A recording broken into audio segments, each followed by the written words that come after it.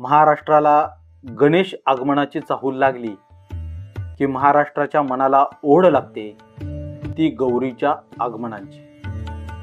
आता आपल्याकडं सणांचं स्वरूप जसं बदलतं तसं संस्कृतीच्या मूळ गाभ्याला धक्का लागतो। त्याची अनेक उदाहरणं आपल्या संस्कृतीमध्ये, महाराष्ट्राच्या कृषी परंपरेमध्ये जेवढे काही मोठे सण आहेत त्या सगळ्या सणांमध्ये गौरी हा सण खूप महत्त्वाचा आहे। आता याच गौरीबद्दल, तिच्या सणाबद्दल, तिच्या आख्यायिकेबद्दल आपण बोलणार आहोत द ग्लोबल मराठी या यूट्यूब चॅनलमध्ये।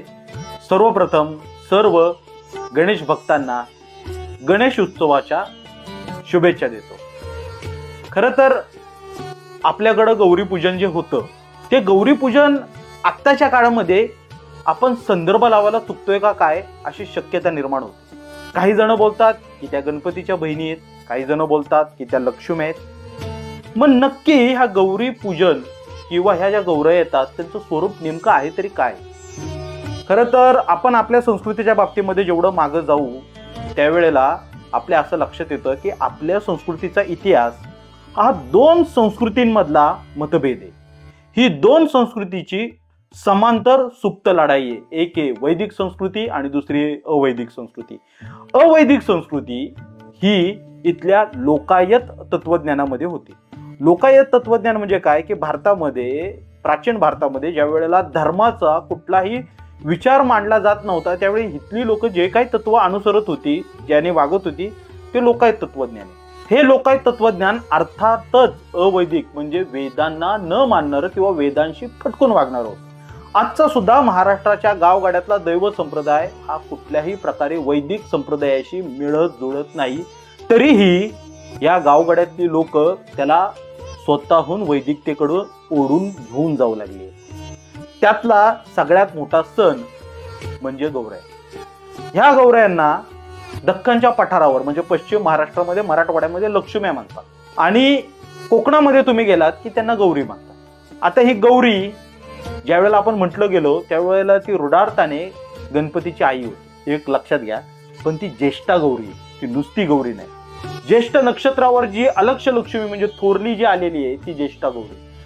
आपल्याला साधारणपणे पुराणांमध्ये अशी कथा सांगितली जाते की समुद्र मंथन जसं झालं त्या समुद्र मंथनामध्ये लक्ष्मी आली, जिला विष्णूने स्वीकारलं। त्या लक्ष्मीच्या अगोदर एक अलक्ष लक्ष्मी आली, म्हणजे दोघी जणी आल्या होत्या। ही अलक्ष लक्ष्मी जी आहे तिला कुठल्याही प्रकारे पूजेमध्ये स्थान नव्हतं। तिला शापच तसा दिला गेला होता की तिची पूजा होणार नाही।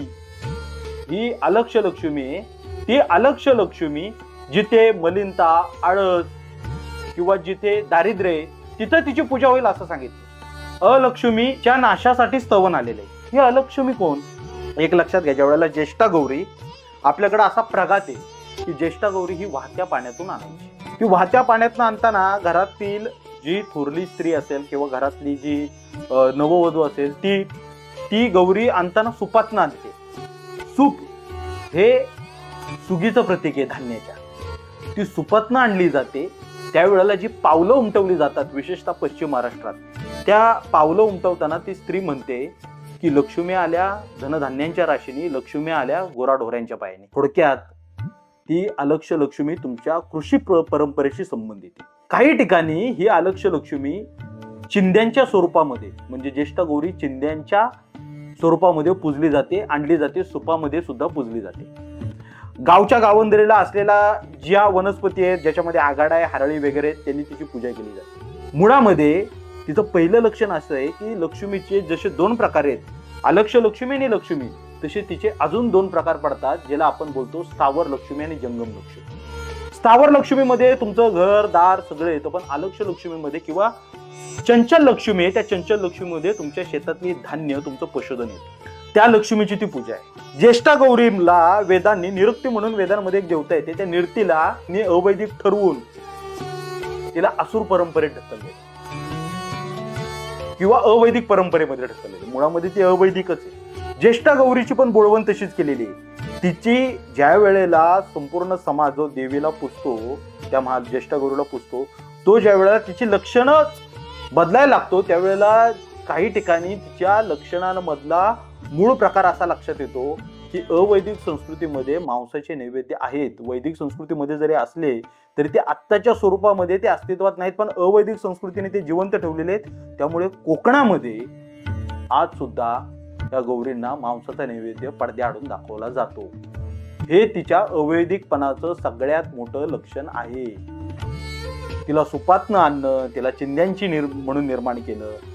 अगदीच सांगायचं झालं तर आपल्याकडं अख्ख्या भारतभरामध्ये लक्ष्मीला खूप उच्चस्थानी ठेवून पूजलं जातं.